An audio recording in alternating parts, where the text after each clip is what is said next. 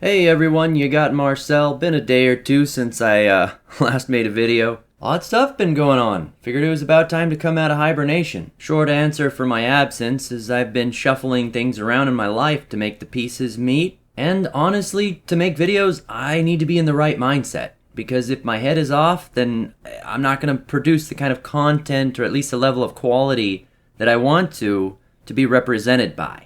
I envy those who can crank out awesome stuff daily. I'm not one of them, though it is something I eventually aspire to become. So for today, I want to talk about why men chase women. Freaking thirsty guys running all over the place, making things harder for themselves, and in some cases harder for everybody. I think the automatic assumption that pretty much everybody's going to have is they want to get laid. And in a lot of cases, that's true. So you may be wondering what I could possibly add to that conversation. But I found psychologically that men are painted with the same brush. If a guy is interested or talking to a woman, it's pretty much universally assumed that he's trying to get laid. And that's kind of a given in today's society. What got me thinking about this comes from my past and my history and the mistakes that I've made in dating. You see, despite the different girlfriends that I had, and the ways that I tried keeping the relationships going, sustaining them, I always found myself somewhat unfulfilled. There was a period of time in my discovery, my journey through MGTOW, that I actually thought at one point that I may have been acting hypergamous. And as I dove deeper into it, in fact, come to think of it, I believe I even published a video. I don't know if I made it public or not on the concept. Nonetheless, I thought I was almost acting hypergamous, like I was monkey branching between women. But the more I thought about it, the more I realized, well, for one, most of the women I was ending up with turned out to be toxic. And they were coming from all different walks of life, different cultures, even different continents. And it wasn't making any difference. Of course, the first argument to that would be it's my own taste in women, right? But I really didn't have a solid taste in either attitude or personality, physique, body type.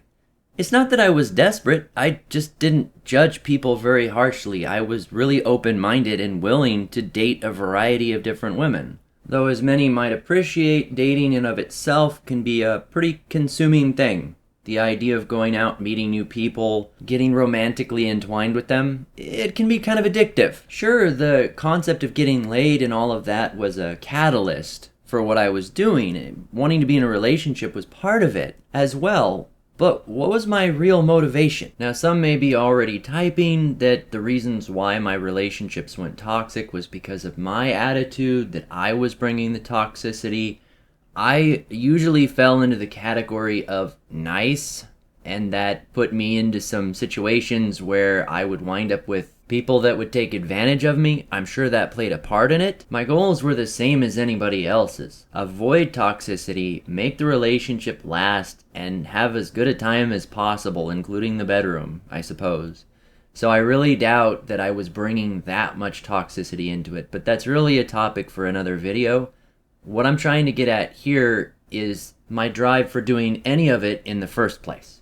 For years, I have asked my friends and colleagues at some point, because I'm brave like that, I guess, when they've gotten engaged or married, I've looked at them and said, well, why? Even just saddling up in serious relationships or bragging about how they've hooked up with this chick or, whatever the case may be, anything to do with romance and dating portrayed as this big accomplishment, I've asked them.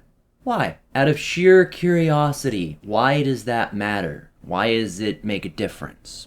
I've gotten some pretty shocked expressions, especially when asking them why they got married. Knocking that down a scale, though, I reflected on myself. Why did I really date?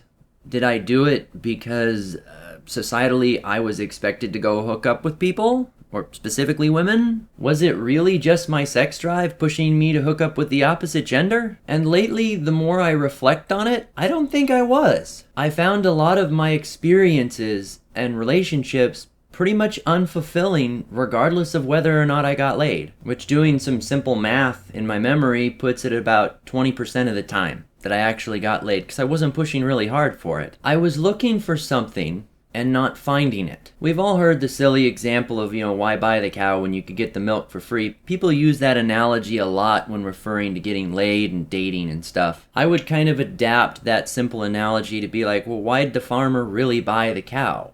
Why does he want the cow? Is it for the milk? Is it for the calf? Maybe to work the field. Hell, even transportation. Everybody assumes that it's the milk. Not literally, of course, but for the sake of the analogy. So what am I getting at with all of this? I believe that our ideology, that MGTOW in of itself, is a better fit for most people than they realize. Of course, I'm primarily speaking to men, but in a lot of ways it's being presented as something basically the opposition to a pickup artist. The assumption is that most guys are out there trying to get laid, and therefore MGTOW is preventing them from getting hurt or giving them a better path, right? But a lot of men aren't out there trying to get laid. They're actually a lot more deep and complex than people are giving them credit for. And there's other incentives other than, just making babies and getting laid and starting a family that might be at play that are keeping men in the plantation. And in a lot of ways, saddling them up with toxic people, toxic women that aren't doing them any good. Let me try to clarify my thoughts. I enjoy studying people, and I like learning about them on a personal level.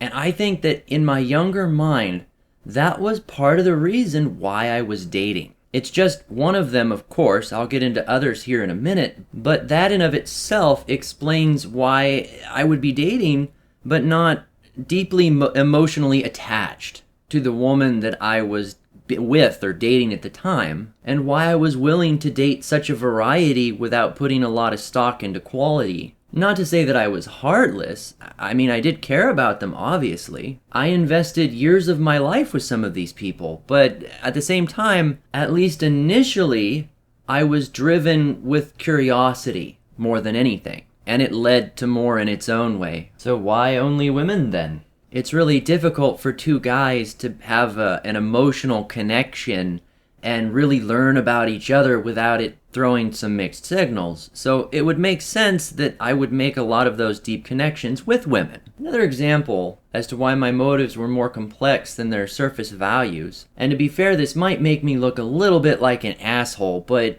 I'm talking about a very young me. Not that I give a shit if people think I'm an asshole, it doesn't matter. But for clarity, going back even further into my youth, my confidence was broken down pretty hard. Between the teasing that I got in school, the way I was treated, my home life, all this stuff piled up on me and made it for a very, kind of a broken mindset. I felt like crap. And for me to get someone, a girl specifically, to come up and say, wow, Marcel, you're pretty darn cool. We should hook up. Or, yeah, I'll go out with you. That'd be awesome. It was a confidence boost. It was an accomplishment. To receive that validation that we talk about quite a bit in our community became kind of a rush, and that in of itself is also really addictive. So what do I do once I've already received that? Once she said, yeah, I validate you, you're awesome, I want to be in a relationship with you. Well, at that point I kind of lost interest at talking about the younger me still. Nonetheless, I would start already looking for ways to move on for my next hit, the next challenge, the next step up in the social ladder that I could find to say, hey, I hooked up with that girl. Honestly though, I never really bragged about anything I was doing. It was all self-reflection. I was a very internal snake. By that I mean I would look a lot at my own psychology, and pretty obvious with the way I talk and think nowadays too though. To kind of summarize what I'm getting at with all of this, I think one of the reasons why red pill knowledge isn't spreading as quickly as it could be is that it may be being presented currently as a save yourself, don't get laid kind of movement. And although that might apply to some men, some people, in reality, guys have a lot of different motives for wanting to hook up with women, and they'll discard the entire concept of MGTOW without realizing how much it actually applies to them. Throwing out the baby with the bathwater. Of course, not referring to the previous concept as being bathwater, just that it doesn't apply to everyone. So as a final thought, I ask the question, why did you date? If you did, if you were interested in it at all, what drove you to go chase women, to date women, to be with people in general? Though I commend those with the self-awareness to say that it was literally just chasing tail, there are those times when we really are. My guess is we're pretty much all a lot more complex than society gives us credit for. Furthermore, if it turns out to not actually be a goal or a drive leading directly to the arms of a woman, specifically in the sense of having a relationship or otherwise, then why are we pursuing it? Or why did we? See, the way I figure it nowadays, since the whole concept of a white picket fence and happy family is pretty rare and doesn't tend to last, hopping bar to bar and hooking up randomly is really risky, and getting too close is risky, then that basically leaves goals for self-validation through women, the thrill of the chase, if you'll excuse the term, maybe even learning more about ourselves in the idea of dating. But I did that. I did that for an extremely long time and was left completely unfulfilled, because in the end, you can't fix problems within yourself through other people. You have to fix them internally. You have to recognize your own accomplishments. We are not defined by how well we date or by how much women appreciate us. No worth basically on our own merit, not reflected back at us through the eyes of some self-centered brunette. Self-reflection is a remarkable tool, and that leads almost directly into my next video that I'm going to be making. It's on psychology and the way that psychologists are helping or hindering people nowadays. I'm working on it now. It should be ready in a day or two. Now, hopefully that wasn't too rusty. I'm going to try to be back more. Obviously, no promises, but I greatly appreciate all of you that are still there and still listening. You guys make the difference. Thank you. You're the greatest hope we have for pulling out of this mess. If you want to hear more of my content, subscribe, share, like. Hopefully I'll see you again soon. This has been Marcel.